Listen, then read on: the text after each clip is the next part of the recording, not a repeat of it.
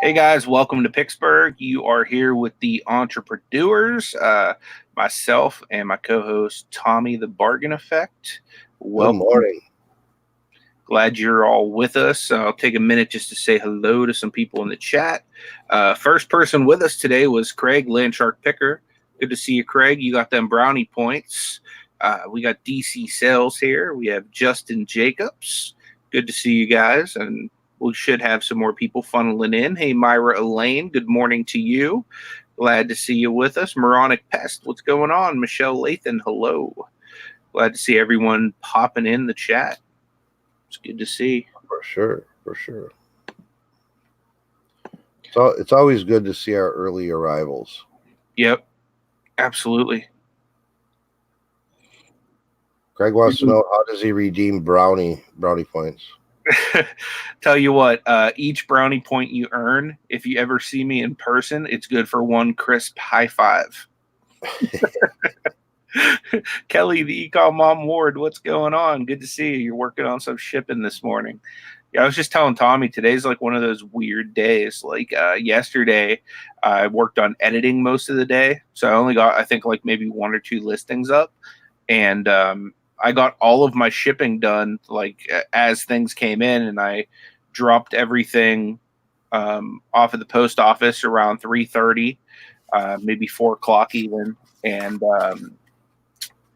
this morning, like overnight, I didn't have any other sales. So this morning, like I don't really have any packing to do yet. So I've got a couple listings going before the show. So hopefully that'll drive a little bit of business. But yeah, I don't like waking up in the morning and have nothing to pack. That like makes my day feel weird. Craig's on his way. I actually just came up with a Hey, really fun idea. Okay. So I'm gonna start keeping track. And we're gonna go. It's the 24th today. And we're gonna go to the 24th of November. And who was first today? Craig? Craig. All right. We're going to start this today. I'm going to keep track of the brownie points every day for 1 month. And whoever accumulates the most brownie points will get a brownie associated prize sent out to them. That's a good idea. You know what? I actually have, I don't know if you guys have King's where you're at, like King's restaurant, but their like little mascot is like a frowny brownie.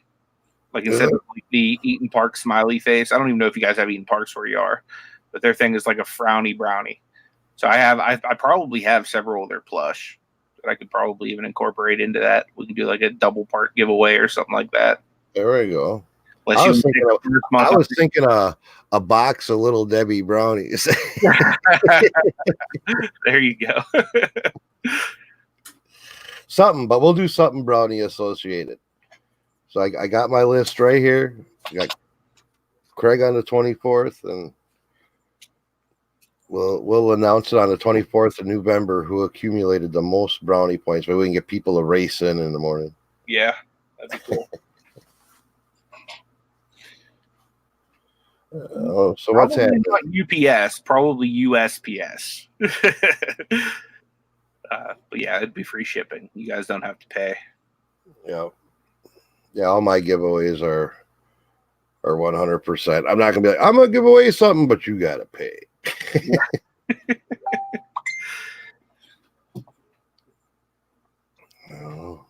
No Nate this morning. He literally, that ding was just him saying, "I'll be there in 5 minutes." Must have just woke up. Yeah, probably. He's probably got the beard like all. Got to comb out that luscious beard, right? That's what I can imagine when I wake up, man. It's all folded up. I can imagine morning hair like being something like when you have a long beard that way. See, I don't know if I could do that, like Nate, because I mean, this starts growing and touching the top of my lip and tickling it. It irritates me. Or down here in the cracks, or this down here drives me nuts. I couldn't. I don't think I could handle going bushy like that. I had to shave today for 2 reasons. One, I filmed yesterday on my GoPro, and I was like, "Dang, I look a hot mess. I need to shave.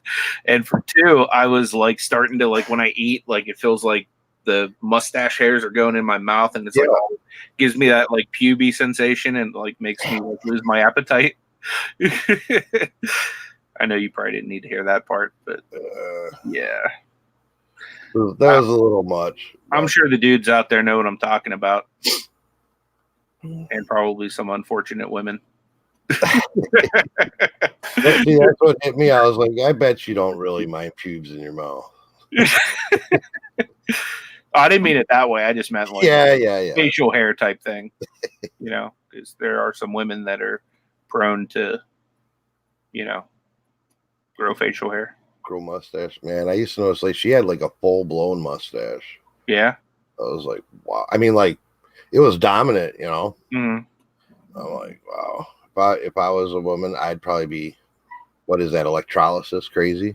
Oh yeah, for sure. I have a couple women in my family because I come from a, like, you probably can't tell by looking at me, but like I come from a very Italian family. So like literally like they do the facial creams, the waxing, like the whole 9 yards, because if they don't, then they're literally like walking around looking like Hulk Hogan.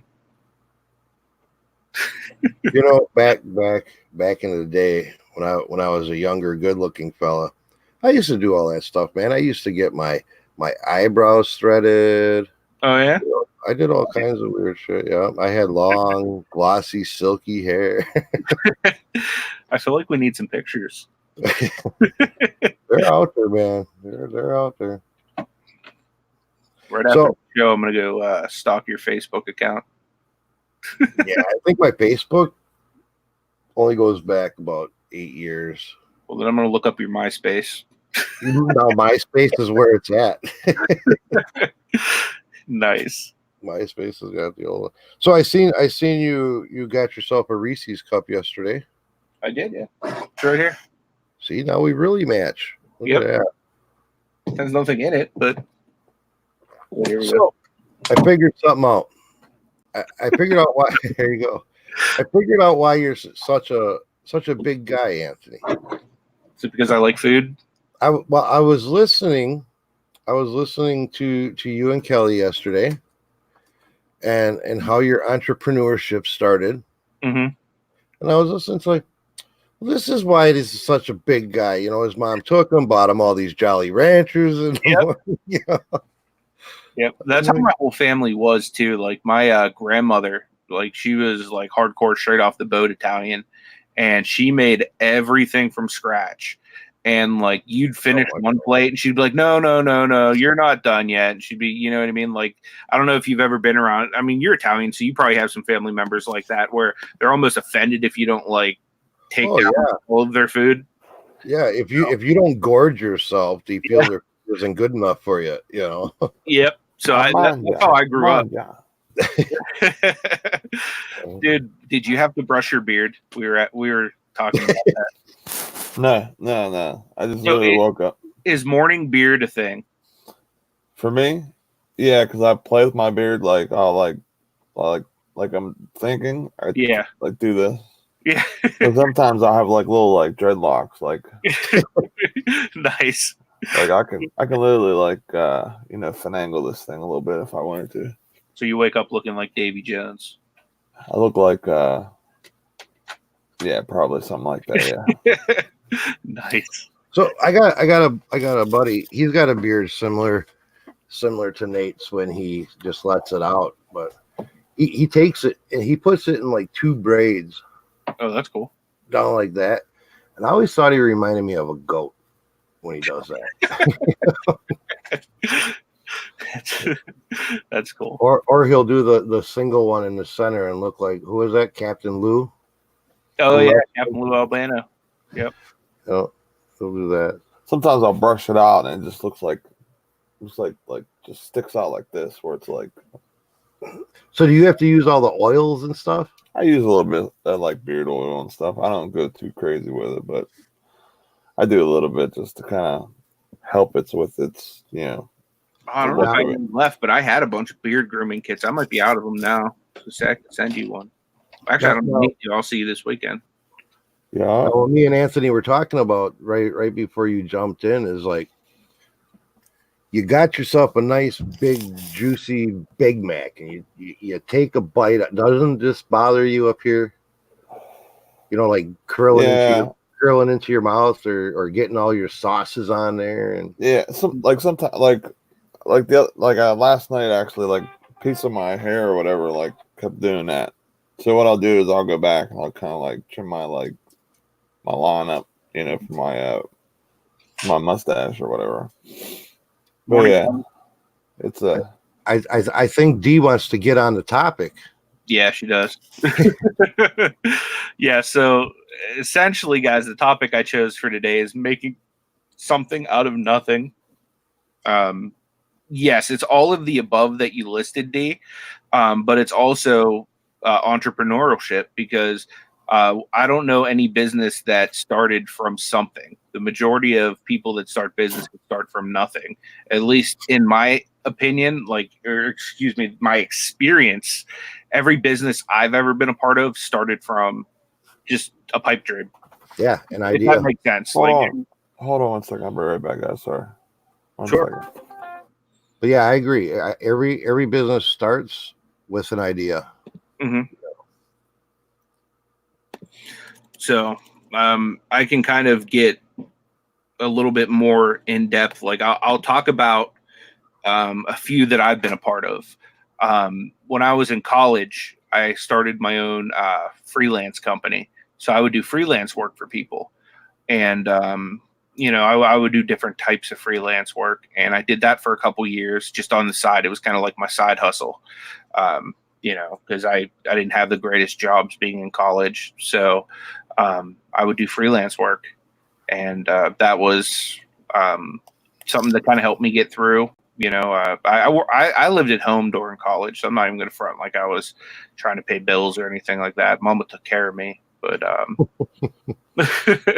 but yeah, I did the freelance thing for a while, and then might have been 2007 or 2008, something like that. Me and my best friend, he's actually going to come on the show one of these days because he's an entrepreneur himself. But he and I, for 2 seasons, I should say, ran a fantasy football magazine where we actually we didn't go to print with it because we didn't want to put out the money and have to pay all the distributions and stuff.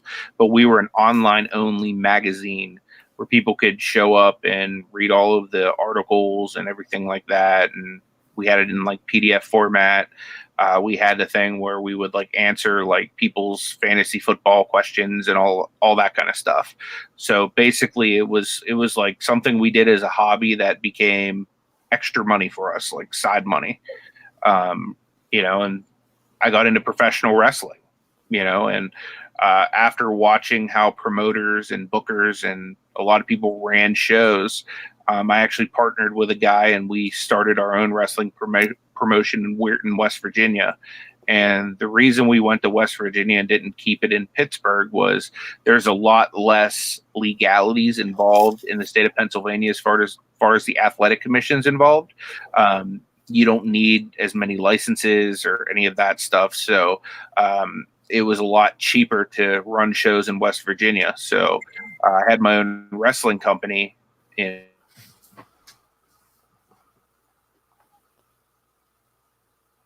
Uh-oh. Sorry about that. You guys seen me good?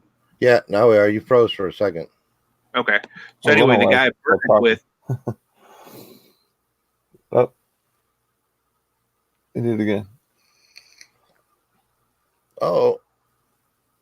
Bro. What's happening, Anthony? Oh. How about now? Can you see me good? Nope, I hear you good, but I don't see you good. All right, so we're gonna do this for a minute then. How about this? You hear me? Yep, I hear you. Okay.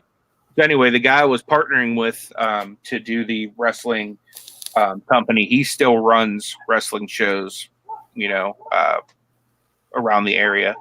But I started that just out of a dream. Like, hey, I was to the point. This was towards the end of my career when I was injured and couldn't really, wrestle as much as I used to. So I decided, hey, you know what? I still really enjoy this. Let me get into a different aspect of it. So we started our own wrestling company. A couple years after that is when I started my church. And literally that was just like something where I just felt like the Lord wanted me to go to the town where we lived and start a new church that would be different from any of the other churches that were there.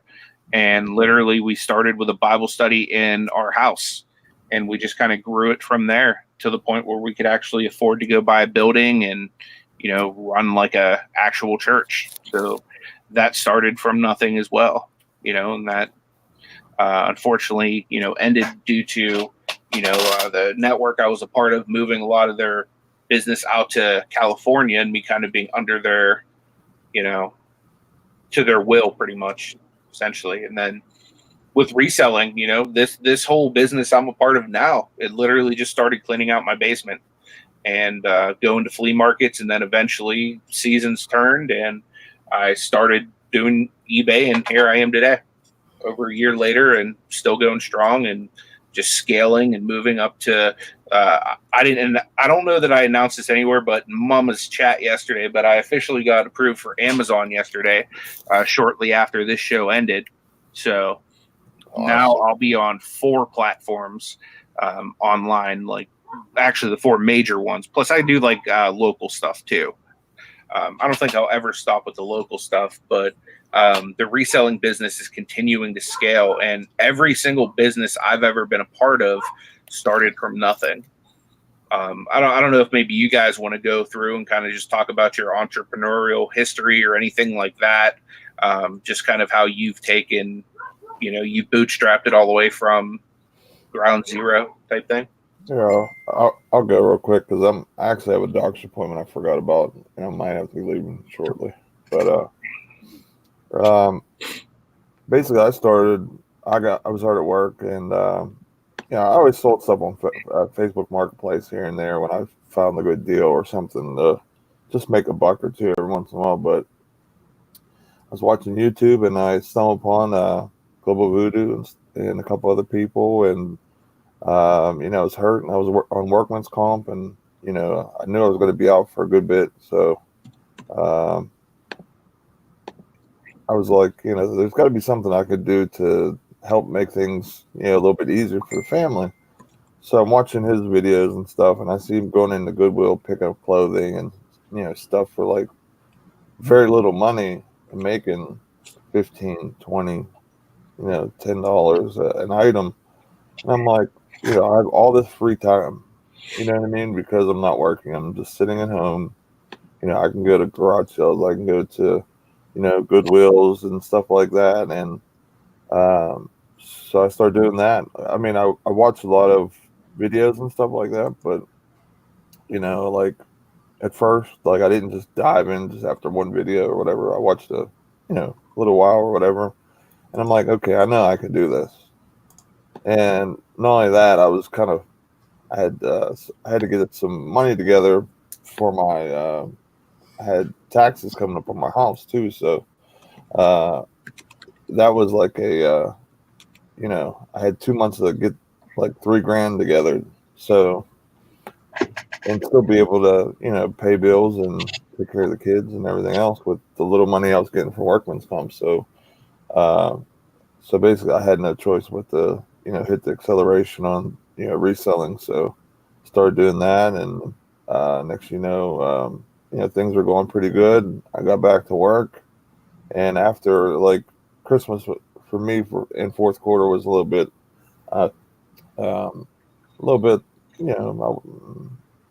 it wasn't as good as I thought it would be on eBay. So, I was watching everybody on Amazon, looking at things selling on Amazon, and I'm like for higher prices and multiple times a day. And I'm like, man, I need to switch, not switch, but add that to my, platform, because while I'm watching all these people talk about eBay and stuff like that, I started watching the Amazon stuff too, because they're talking about both because they were doing both as well. So started doing that in January, and basically here I am now with, I'm doing pretty decent, probably making as much money as I am at my job, which I make pretty good money. And Hopefully one day I'll be full time. That's awesome, man. How about you, Tommy? Well, I've actually had a couple of different types of entrepreneurial endeavors. One started totally by accident years ago. And, my dad had an auto salvage yard. So I knew cars in and out. In high school, I went to an automotive specialty high school and whatever. And just because I wanted to work on my own cars, learn things, work around the junkyard, stuff like that. Then, my dad passed away. The junkyard disintegrated. And some years after that, because of my automotive knowledge, people would talk about, I got to go into Midas. I got to get my brakes done. It's going to cost me $240, blah, blah, blah. And I'm like, for pads, put pads and rotors on your car. I'm like, I'll do it for like half price. Mm-hmm. So I started getting little side gigs like that. And as I did that, more and more people started calling, hey, can you do tune-ups? Can you change a starter? Can you change an alternator? Can you replace my gas tank? So I started, without even realizing it, picking up more and more of what I thought were side jobs, and then investing in more carry-around tools. And then I ended up getting a minivan and to keep all my tools and jacks and stuff in. And before I knew it, I was basically working pretty much a 40-hour week, some weeks even more, being a mobile mechanic, because I was able to crack them a better rate than the garages, and I could come to them. And I did that for so many years till I had my stroke that I was telling you about. And then, without an arm and stuff, that became real hard. So I kind of just got out of that. I've always been, even when I was doing that, I've always been some sort of flipper. I was always into hustling. I was buying and selling stuff all the time. I was younger, I'd probably be in the bars, and I'd buy video game systems from one person and sell them to the next, or just everything and anything. I grew up in the auction scene, so I'd buy stuff at auctions and sell it locally or on Craigslist. Did a lot of that, and then got into the flea market. And then the flea market became a pain with loading up and unloading.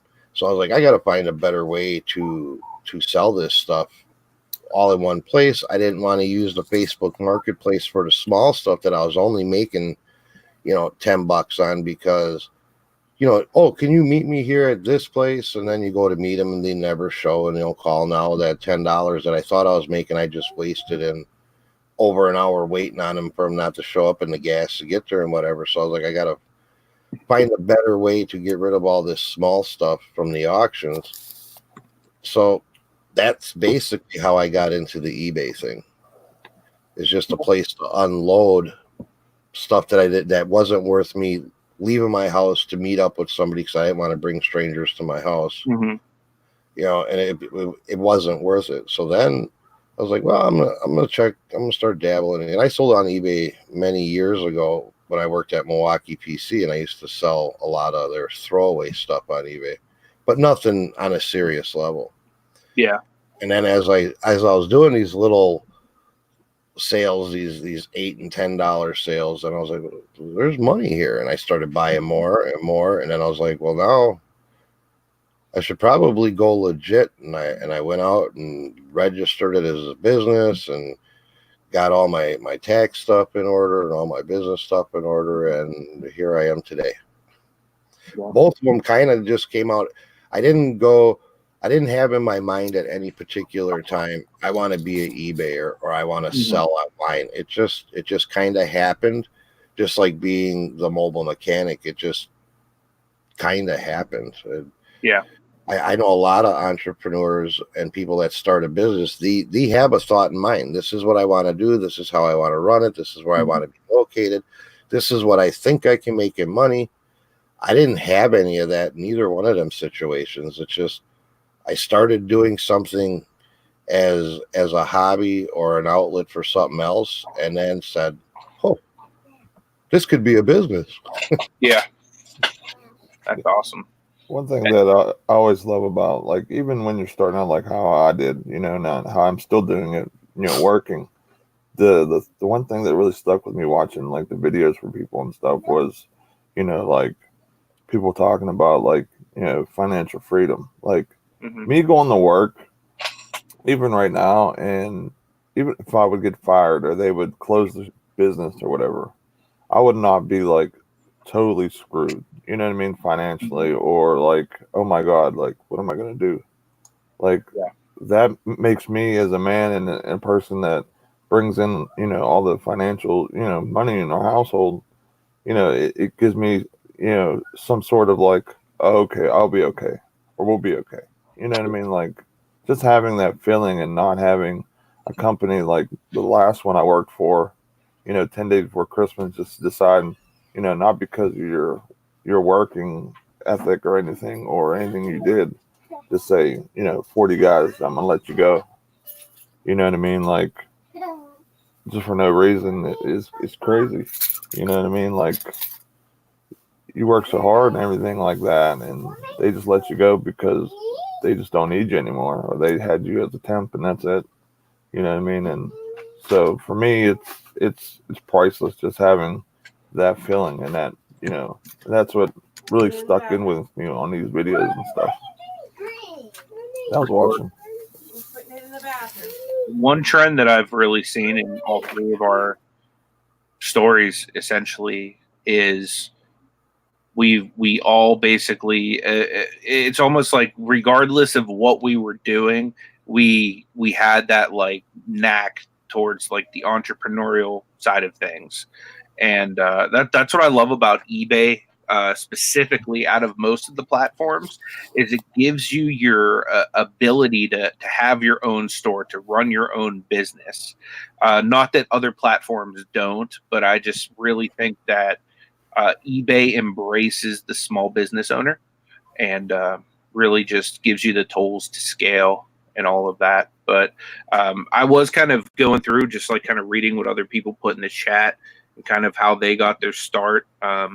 DC Sells says that they started selling comic books and sports cards, and that's really cool because, like I said, just with eBay, I got my start.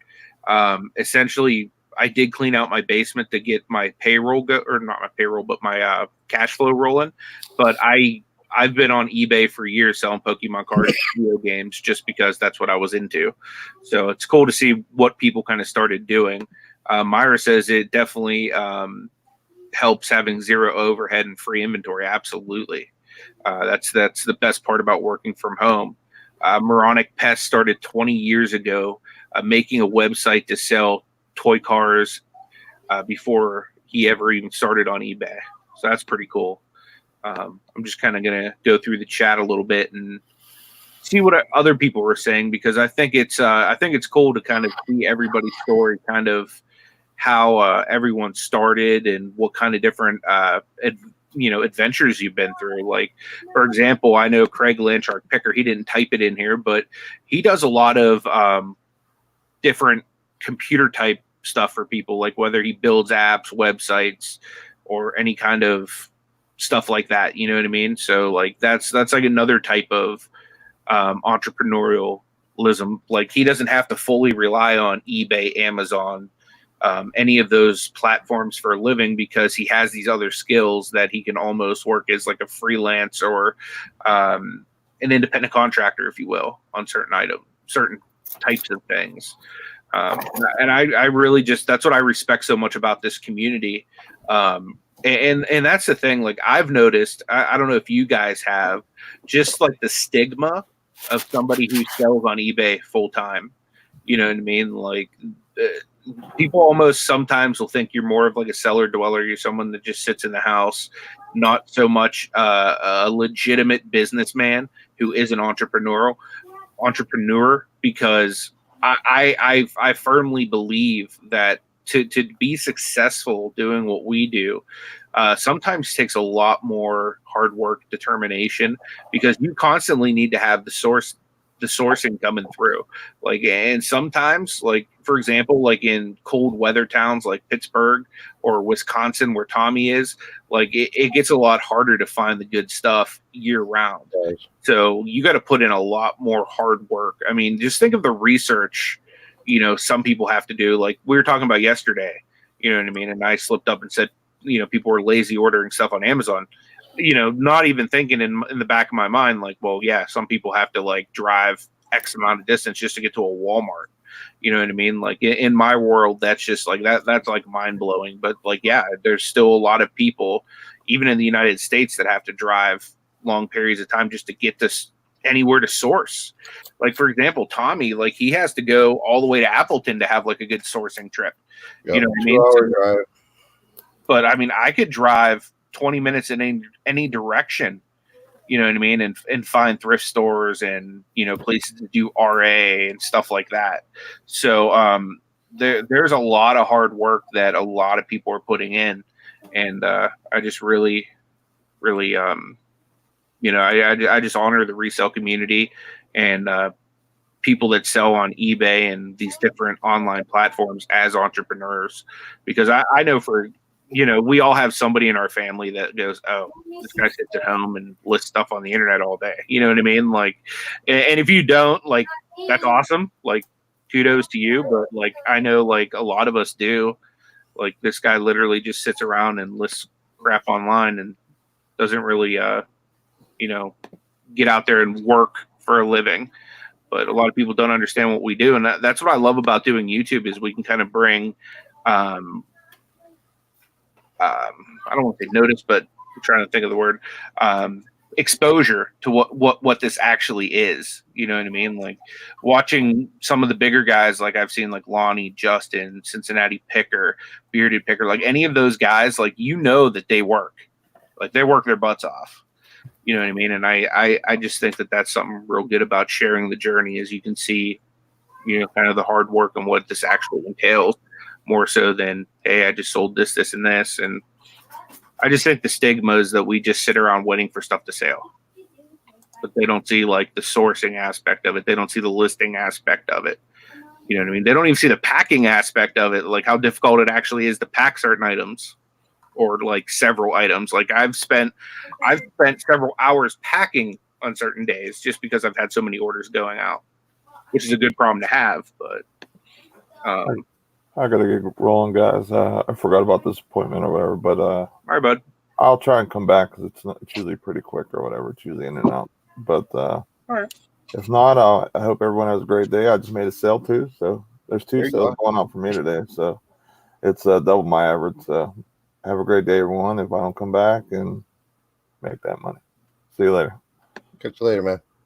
See you, man. I just wanted to welcome. It's a new name to me. I haven't seen it before. Wall Street Homestead. Yep. It's a new name to me, so I just wanted to welcome them and thank them for coming in. I was just looking at their channel on YouTube. I know he mentioned YouTube or eBay in this thing, but his channel looks interesting. It doesn't really look like it has to do anything with eBay, but if you're into what looks to be gardening and some kind of farming, it looks pretty cool. Yeah, I've watched a couple of homesteading channels before. I know Derek gave somebody a shout out one time, and I was watching their channel. It's almost like a way of life, you know what I mean, where they kind of like live off their land and stuff like that. So I can't really speak to it because I don't know a whole lot about it, but I have watched, you know, some homesteading stuff. It's pretty cool.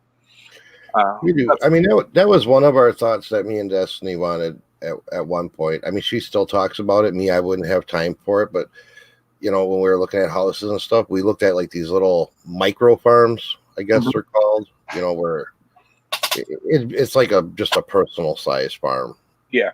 You know, and I always thought that would be cool. I still think it would be cool, but doing that, I'm already not good with my time management. So. Yeah. So. Definitely. I know that Ash has talked about that type of stuff before. She wants like exotic animal. I don't know if I can say exotic, but she wants a pig. Like she wants a teacup pig. She wants a goat. She wants. Like, I want a goat. That's what I want. Apparently, there's such a thing as like a mini cow, where it's supposed to look sort of like a tiny miniature horse, but it's a cow. She wants that. She wants all these weird animals, and it's like, okay, well, let's take care of the dogs and the cat for now, and then we'll focus on that later. Especially when she's not working like 60 plus hours a week, and I have to take care of the animals all day. We'll worry about it then. What's up, Matt? BK Vending and Flipping. Jordan's in here. My Flipping Life. That's DG Picker, guys, for those of you that don't know. So make sure you guys subscribe to him. He says he started painting cars, and he closed that business and discovered reselling and went all in. It's awesome. Jordan gets some good bolos too. Like, I don't know if you guys saw the video he did with the Target dogs, but that was awesome. Couple of pickers. What's up, guys? Good to see you.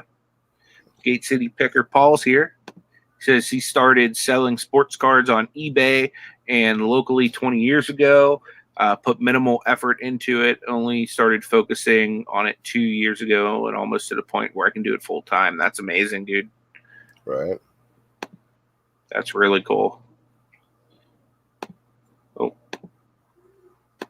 just gonna scroll down through here, see if yeah, so I was just looking at.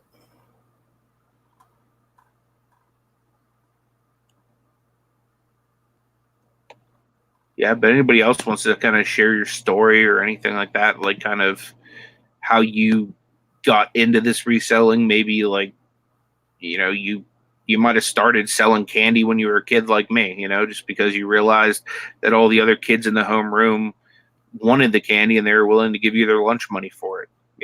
That's kind of how I got the resale bug. I was in second grade. I was talking about a little bit on Kelly's channel yesterday. Oh. And we moved in the middle of the year. I had to go to a new school. And I didn't know anybody. So like to kind of ease the transition, my mom would drive me to school every day. And there'd always be this little mom and pop store that we'd stop at before going in. I'd get a whole bunch of the Jolly Ranchers, like the long stick ones, not just like the little ones. And then a whole bunch of other kinds of candy and stuff like that before school. So I'd be in homeroom, just like stuffing my face full of all this sugar. And next thing I know, all the kids are like, hey, I'll give you a quarter for that one. I'll give you 50 cents for that. I'll give you $1 for that. And then I eventually just started buying more and more every morning. And then, I'd end up leaving school with like $50 a day. So do you remember what your hot items were? Yeah, though the most popular one I had was the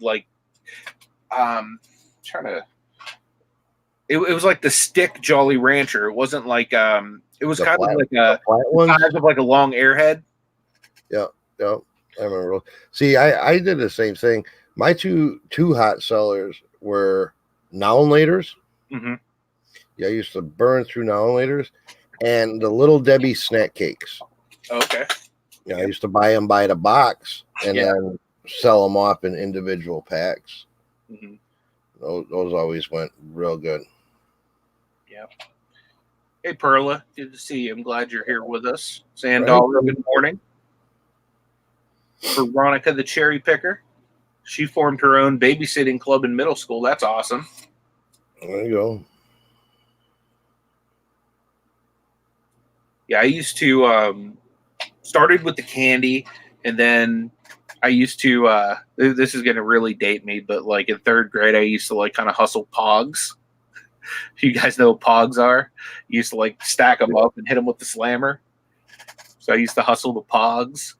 And then, I got into like trading cards, like football, basketball, hockey, baseball, that stuff, and a little bit into the Pokemon cards, even back then with like, trading, buying, selling, that kind of stuff.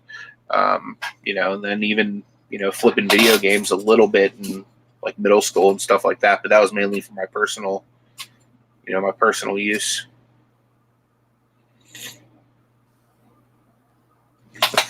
So it was just kind of like a thing that was kind of built into me. I'd always be trying to profit on something. Always.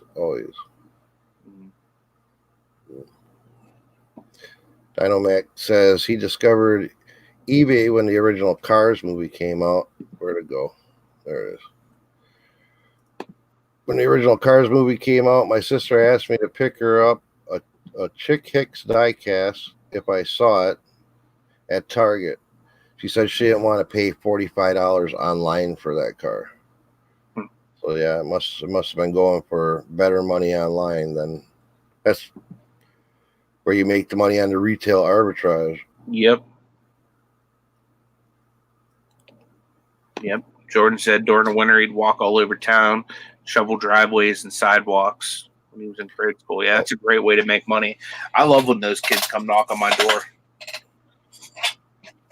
Every once in a while, and I don't mean this in any derogatory way, but we'll have like a stray crackhead come by, like, "Hey, can I shovel your steps?" It's like, "Hey, you're saving me a trip, buddy. Go for it. Here's a $5." And we don't even really have that big of a, we might have like, I don't know, like 2 sets of like 4 steps going up into our house. I live in the hood, so you never know who's going to come knock on your door. Yeah, DC says she's old. Before aluminum cans, when I was a kid, pick up pop bottles and return them for a deposit for Donkey Kong money. I remember doing that too. They had the big basket up there by the service counter. You take in your 6-pack of soda bottles and get a nickel a piece or whatever it was on them. 3 cents a piece. I don't remember how much it was. Yep. It looks like a couple pickers did that too. I don't know if that's Rob or Lisa. Either way, hello to both of you guys. Yeah, I love that stuff, man. I always encourage my nephews, to get into some kind of entrepreneurial habit, regardless of what you're going to do. They're real big into the whole Fortnite. They're real big into YouTube right now, and it's like, well, why don't you stream Fortnite? You know what I mean? Like, talk about the stuff you're into. Like, do something. Get in the habit of trying to profit off of the things you enjoy, the things you're good at. You know what I mean? Like, trying to just kind of impart to them a little bit. And that's why sometimes I'll have them down here help me with stuff. Is I just want them to kind of understand, like, you don't have to be stuck in that 9-to-5 grind, because some people aren't built for that. You know what I mean? For example, like a lot of these people that started the business that you're grinding that, they weren't built for that either. That's why they went and started their own thing, and I've mentioned it several times, but the United States making of America, or whatever it was, just saying all these people come over from different countries and, they just started their own thing, what they were good at, and that's the great thing about America is, like, you're free to do that. You know what I mean? Any of us are free to do that. Look at Pete Craigslist Hunter. He's been through several business ventures, and right now he has his own brick and mortar, and that drives even further business for his online business. You know what I mean? Like, I don't want to say he wasn't built for that, but I mean, he decided to come to this country and build something of his own. Right. I think that's awesome. Cherry Picker's got a question for you. Okay. You see it? Getting up right now late, but treating today and the rest of the weekend as if I was a full-timer. Any tips? Don't get up late. The biggest tip I would say is work at reselling as if it's your full-time job. Like, and that means, like, if you would get up, you're up late today, but for example, like, you'd put in 8 hours at your regular job. Treat this as a job. Like, I mean, you can take your bathroom breaks, your breaks to eat food and do all that stuff, and if you're like me, you need to take breaks to, like, kind of just rest your body every now and again, but treat it like it's an actual job. And the more you treat it like a job, the more productive you'll be. Yeah. And my advice is something that I don't follow myself is kind of try to, like, schedule out your day. Like, say I'm going to clean X amount of products first, and then I'm going to take pictures of them second, and I'm going to make sure they get listed. I have a problem with, I come downstairs and I'm like, what am I going to do? Am I going to list? Am I going to clean? Am I going to organize?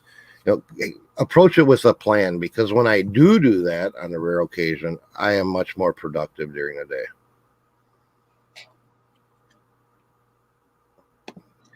I could suggest how people should do things. I should just follow my own suggestions. I'd probably be a lot further. Yeah, for sure. I have trouble scheduling anything because I'm such a spontaneous person. But the most I'd say I do as far as scheduling is this show. But that doesn't mean that I still treat every day like this is a job. And I'll kind of come up with, like, as I'm laying in bed, I give myself like a half hour to watch YouTube in the morning and kind of just get my body going, like, while I wait for these pills to kick in so that I can get up and be productive. I'll kind of start formulating a mental plan of the things I want to do in that day. And then I typically don't stop working until at least those things that I have said I want to get done in that day get done. John Jones and anybody else that wants to put tips, like as far as your what you would give advice wise for full-time reselling, feel free to put that in there. John Jones says, in junior high school, my family used to go to South Carolina every summer. I'd bring back shopping bags of fireworks and sell them to my classmates for a reasonable markup. Yeah, that's awesome. I know that we used to do that here too. The only problem was in Pennsylvania they were illegal at the time, so I probably can't advertise that too much. But yeah, we used to go to Ohio to get them.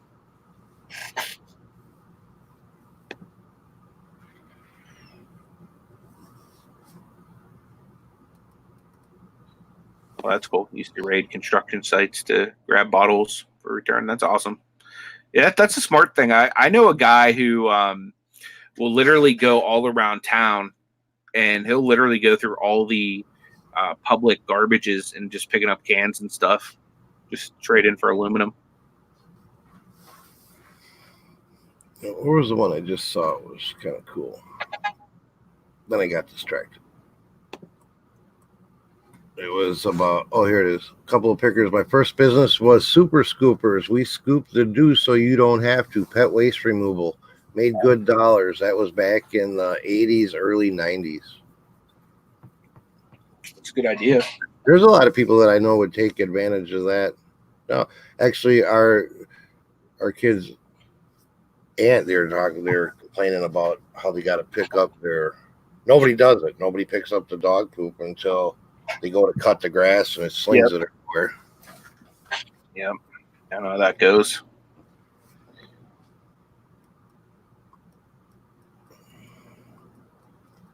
What I noticed, especially around here, is like I've seen people talk about they shoveled snow, they cut grass and stuff when they were a kid.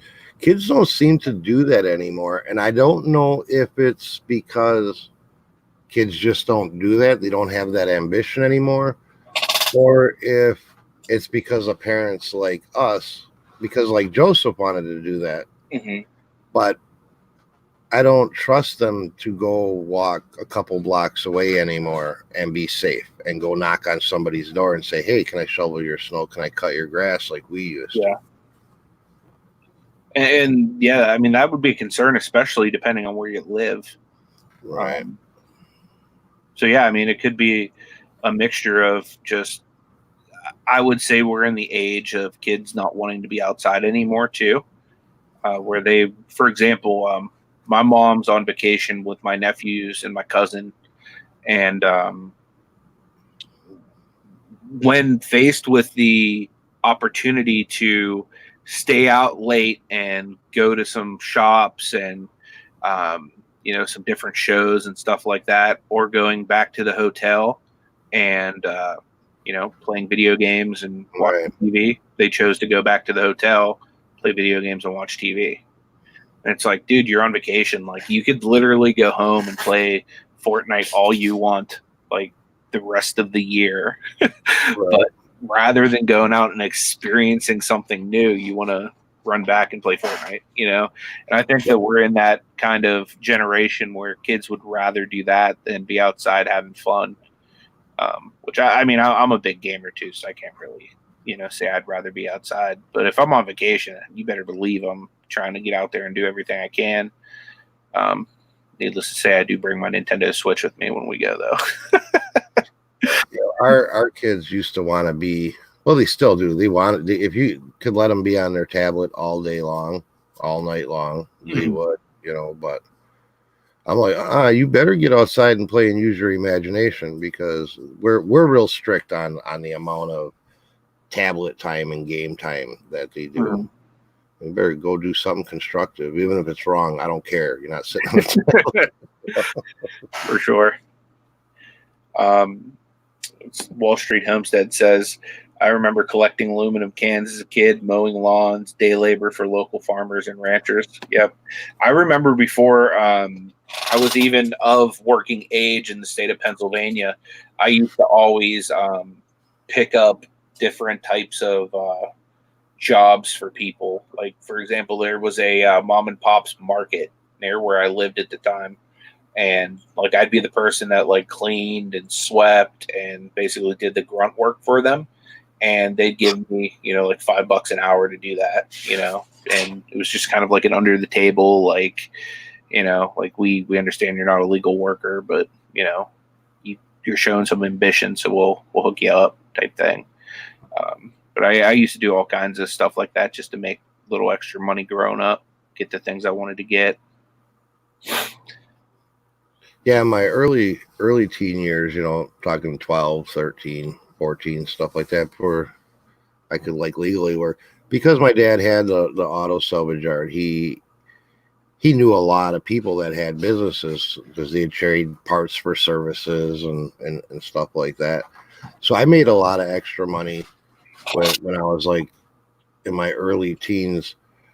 There was one guy that was like, he became a regular customer, then he became like a friend, because they dealt so much in business that I would go paint for the guy. The guy taught me how to paint at like 13 years old, how to trim off an edge without using tape or an edger. And I used to make some pretty good money doing that. There was actually 2 home improvement guys that I would do, or he had another guy that had a little, just like a speedy lube type thing, but it was a privately owned. I would go change oil for a couple hours, and I always found ways. If there was something I was real into like BMX biking and stuff. So if I wanted new tires or a new set of mags or a rotor neck for my bike, I mean, my parents didn't buy it. They're like, you're gonna earn it, Yeah. So I always found ways to make the money.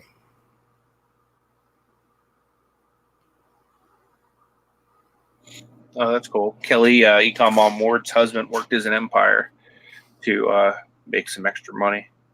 That's cool. Yeah, I have a couple people in my family that do umpiring, and they also do like referee stuff for like soccer games and stuff like that. There's a lot of people suggesting, making lists as a way to kind of keep on task and stuff like that. And yeah, I mean, I'll do that too. Like, I don't like actually write it down, but I make myself like a mental list. Like I said, in the beginning of the day of tasks that I want to do, that I feel need to be done, and I'll kind of attack those. And I really don't feel like satisfied at the end of the day unless those are done. Looks like Hip Flip and Daddy used to deliver newspapers. It's cool. I tried that. That was one thing that I did try when I was younger, and it didn't last. We were living in Milwaukee, big metro city, and I had a route, and it was all right, because the papers, were pretty small during the week. But man, the Sunday paper with all the sales, I was like, no, I'm not doing that. Big old sack, and I'd have to go back and fill it up 4 times, and for the amount of money, for the $13.90 a week or whatever it was. I was like, no. Yeah, Gate City Picker would pull people's trash cans to the curb. $1 a bin back in the late 80s. Yeah, back then $1 was a lot more than it is today. That's for sure. Yeah, sure.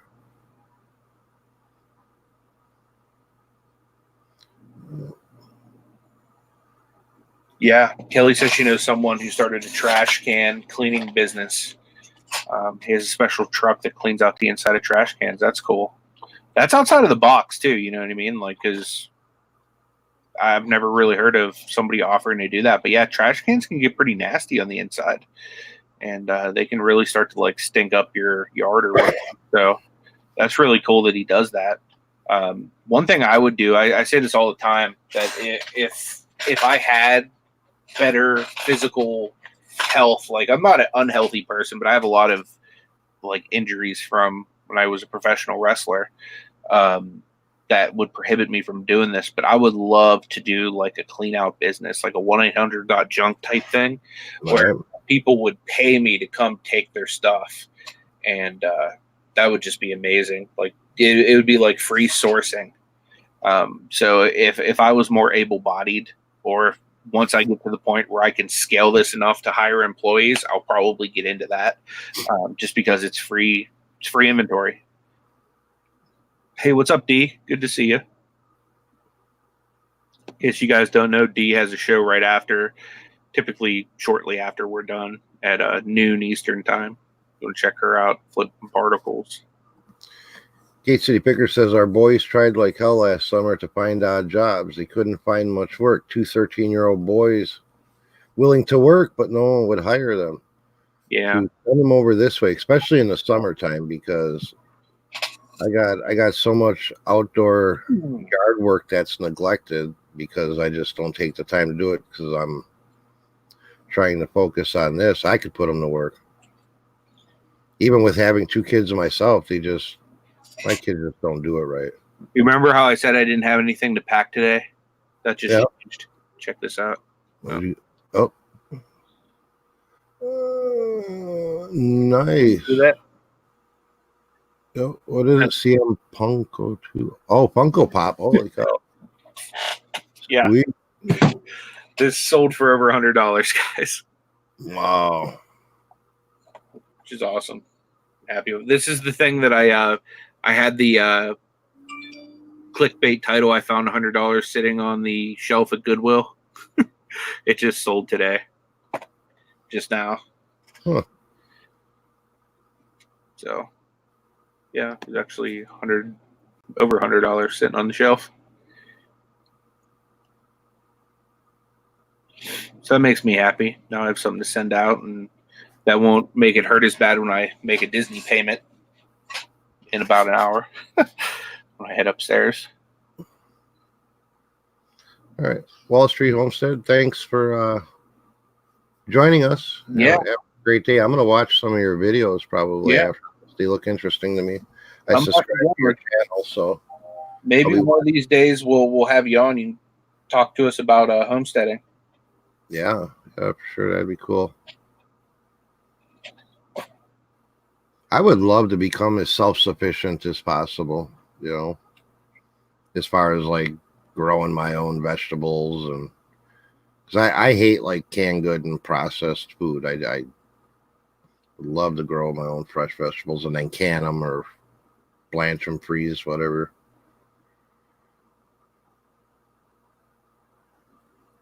Delivered newspapers with my bike way back when, and the arcade got my quarter.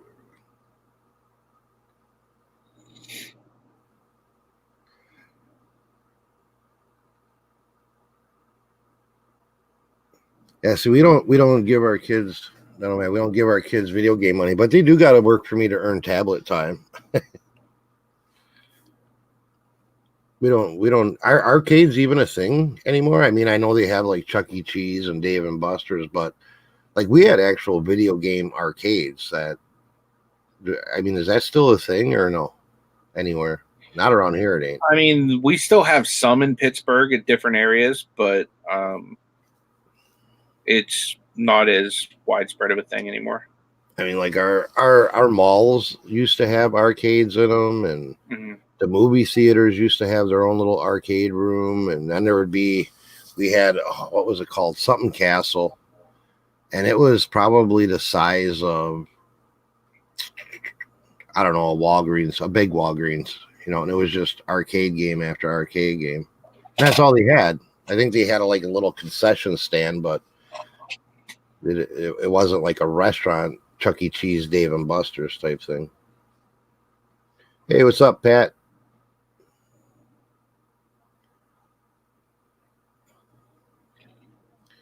Kelly Ward said she tried growing a garden. The plants would grow, but she'd never get any veggies. Oh, touche. Dave and Buster's. That's a great arcade. I love Dave and Buster's. But is it classified an arcade, or is it classified an adult Chuck E. Cheese type thing?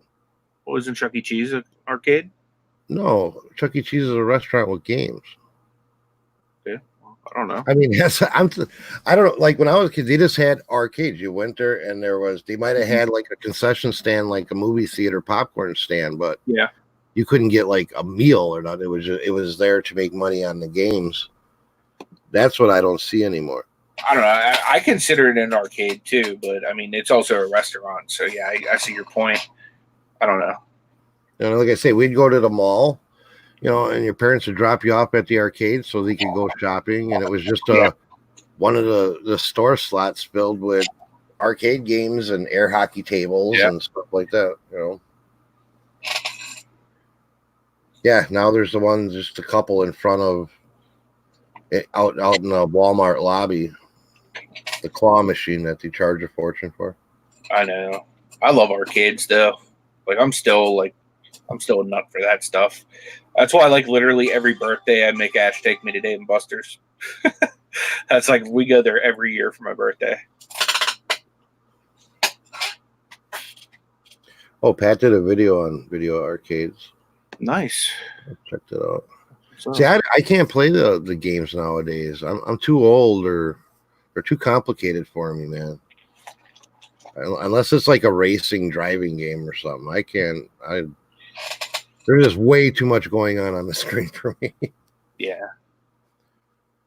Joseph was trying to get me to play this shooting game, and I had to look in like a periscope type thing, and it's all 3D, and I'm like, what is going on?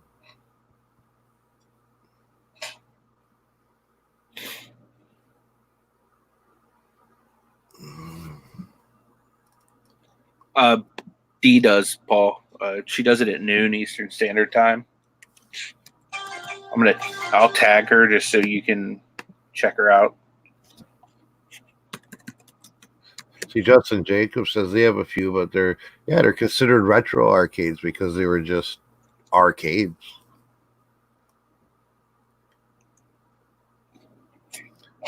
Feeling the new arcades are the Dave and Buster types. Yep. Yeah.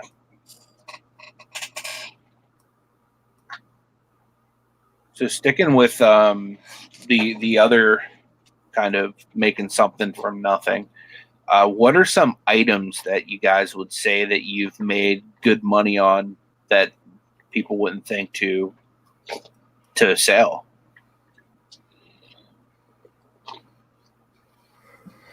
I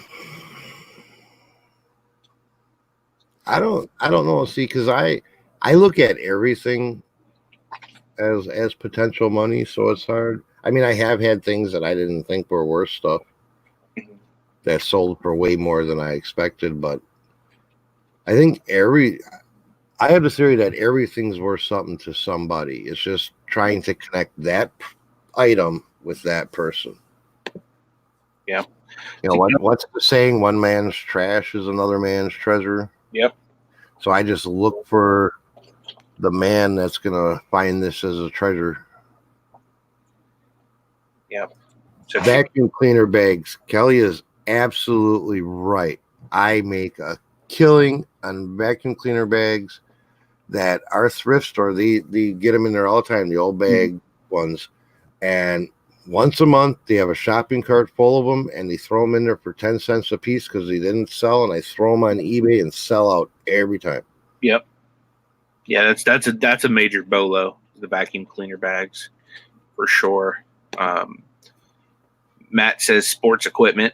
Absolutely. I mean, I can't tell you how many times like I've had relatives, because I come from a family that was mainly all like I have a lot of cousins, and they were mainly all boy cousins, And then the only two girl cousins we have were like tomboys. So there's like all kinds of sports equipment that like I find relatives just like pitching, and I'm like, no, like if you're getting rid of it, just let me know. I'll drive over and get it. Like, and I'm talking like really good sports equipment, and they just don't understand that there's like value even in the used stuff.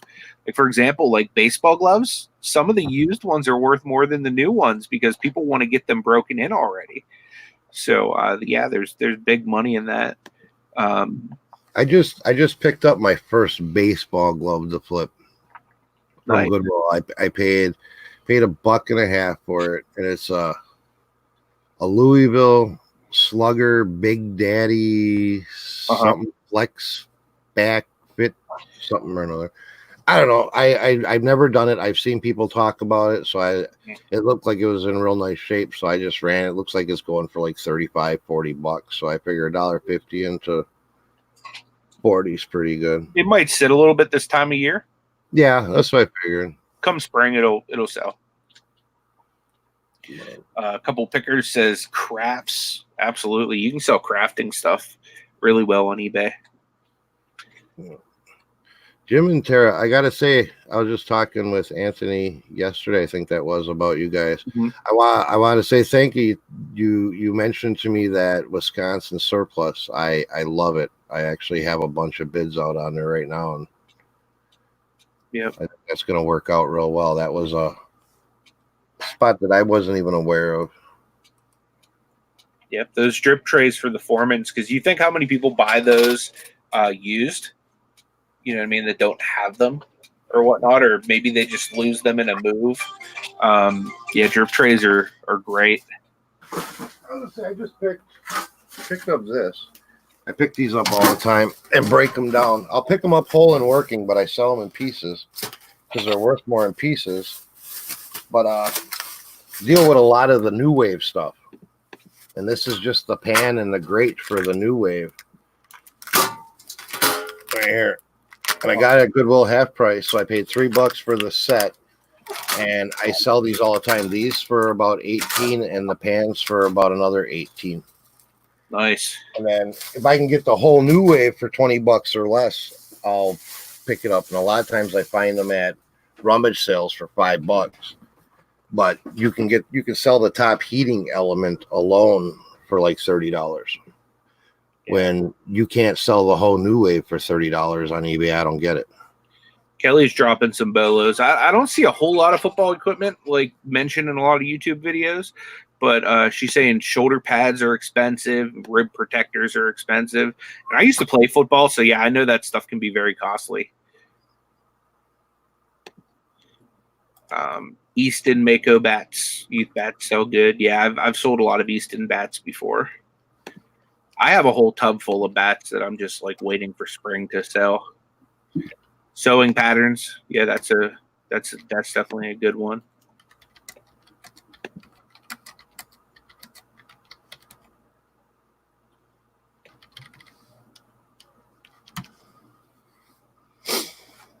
Yeah.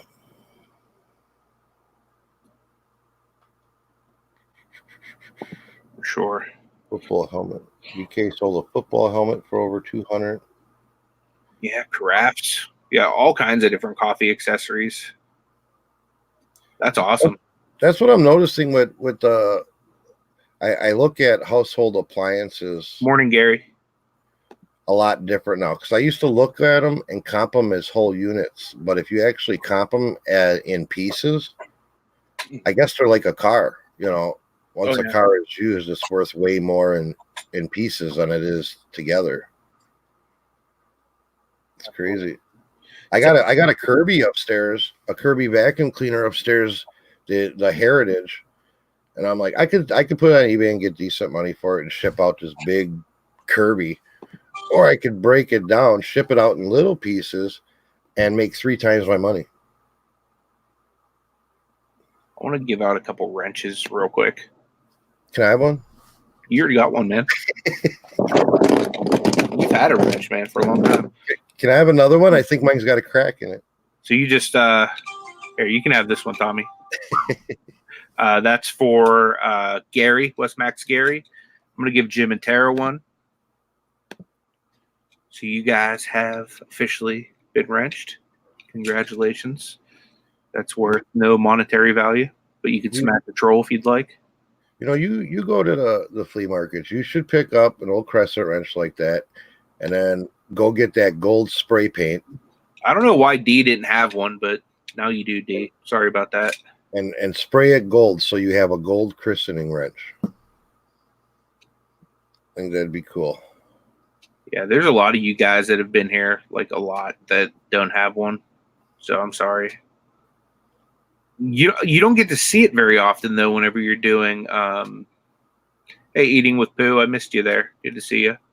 Perla, I'm going to give you one. But yeah, but there's a lot of people that come here a lot that you don't get to see much during if you're looking at the chat on StreamYard, whether you're blue or not. So, Dad's Vintage Garage. John, you need a wrench. I enjoy watching his videos. Yeah, he's cool. Definitely. He's a good dude. They're just kind of laid back, and I love because he's usually got his daughter running around. And I love the reseller videos that show your day-to-day, like the real day-to-day, not sitting in the basement, but that show, okay, you got children you're dealing with, you got household duties you're dealing with, you got to incorporate all that into what you're doing as far as your online business. I love them kind of videos. That's why I like Nate's so much. Yeah, for sure. I'm going to give Diane Matthews one. We'll give Dino Mac one.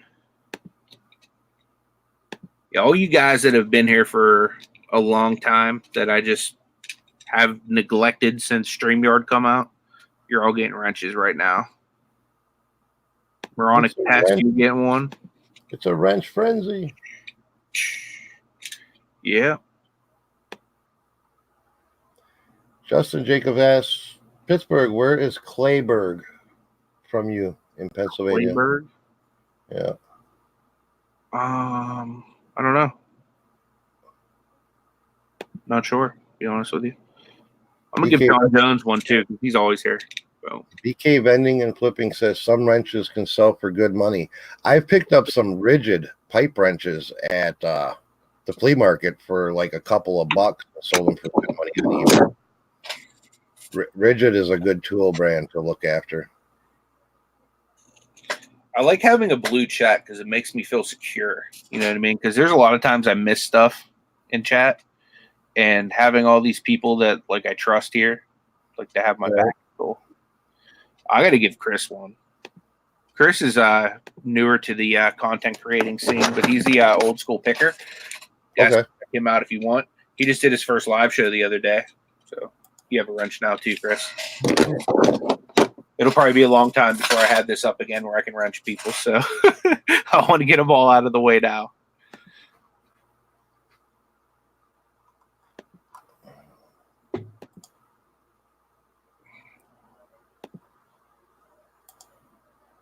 Yeah, you have your 100% money back guarantee.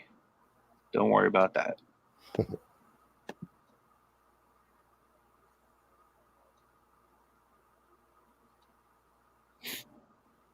Yeah, all this blue makes me happy.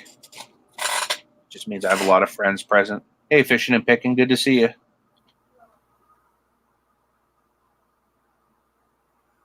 I have a lot of Craftsman tools, even though we don't have a Sears near us. Our Ace Hardware in town here, hey, Crystal, sells Craftsman, and I just go there and exchange stuff when I break it. Nice. Well, my grandpa passed away. He had like 2 coffee cans of like sockets and stuff that he split, or wrenches that he snapped because he'd use them and put big breaker bar pipes on them and snap them in half. So he had like 2 coffee cans he'd throw all these broken Craftsman tools into, and they were gonna throw them away when they cleaned out his garage. So I mean, and they were old, they were rusty, and was sitting around forever. We took them into Sears, and they replaced each and every single one of them with the modern equivalent of it, no questions asked. It was pretty awesome. That is awesome. Oh, Craftsman's at Lowe's too. That's good to know.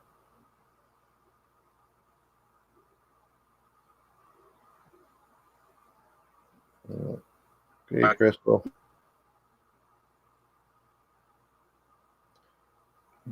Where'd you go? My picture was starting to go out again. Would you say this is a good time to kind of wind down, being that my internet's active? Quarter after. I'm doing pretty good. Your camera's acting up. Thought you were playing peekaboo.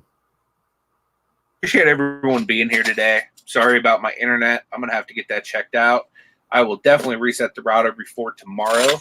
Tomorrow we're back on my channel, and we have a special guest coming on. We have two Aussie thrifters. That's Brad and Jazz. If you guys haven't heard of them yet, you're in for a treat. They have a really good, fast-growing channel. They're part-time resellers, pretty much making full-time money, killing it on eBay.